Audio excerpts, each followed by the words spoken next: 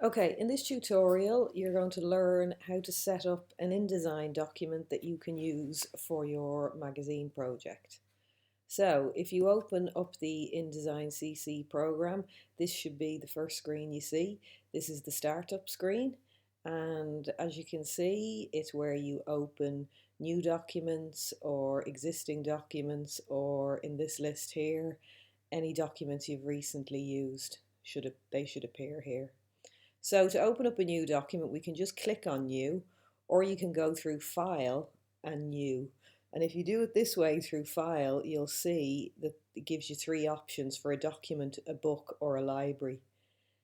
We always want document, although it might sound as if magazine should be a book. A book is quite a different thing in InDesign, which involves multiple documents submitted by different people who can work on them all at the same time. So for our purposes, which is just setting up a single project, we always want document. So we can click on document or just go to new, which will automatically bring up the document box. So if I click on new, the new document box appears.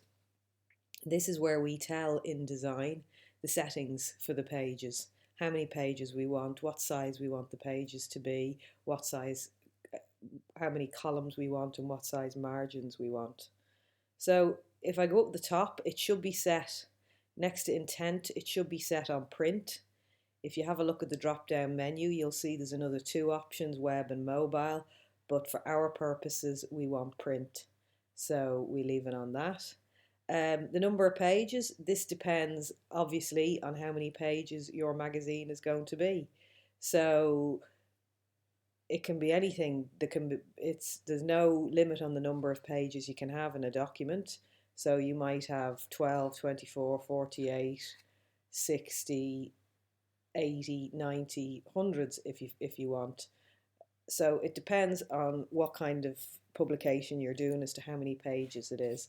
So for the purposes of this demonstration, I am going to use 6 pages.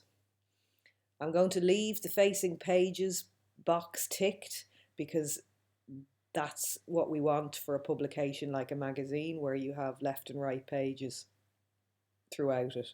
If you were doing some sort of a flyer where you had pages on both sides of a page but not facing, you would untick it. But for our purposes, we're going to have facing pages. So I'm going to leave that ticked.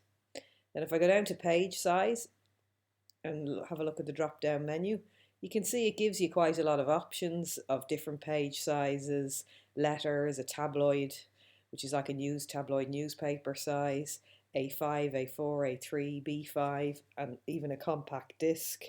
You can you can press custom, which will allow you to give the page a name and set the actual measurements, specific measurements that you want. You can also do that here, just set specific measurements, but I'm going to just leave it on A4 because that's a fairly standard size for a magazine, and I'm going to leave the orientation on portrait as it is for most magazines. Underneath, the number of columns, these are not columns that will appear in the printed product, but they are guides on the page that allow you to place text and pictures more easily and see how much of the page they're taking up. So they're quite useful columns, so I'm going to set 5 columns on my pages, my 6 pages. I'm going to leave the gutter as it is. The gutter is the space in between each column. I'm going to leave that as it is. And the margins are currently set on mine at 12.7 by default millimeters. I'm going to take this down slightly. I'm going to take it down to about 8 millimeters. Now, as you can see, when I decrease or increase one of the margins, it changes all the others automatically. That's because this link box in the middle is clicked on. If I click it off and it breaks the link, that would allow me to set all different margins for each top, bottom, inside and outside. However, I want them all to be the same, so I'm going to click on that again so it's linked and they're all at 8 millimeters. We're not going to use bleed and slug for this project because it's probably a bit too much information for now. So we're just going to leave it like that and click OK. And there is your first page. And if you scroll down, you can see I've got page 1 there. There's page 2 and 3 facing each other.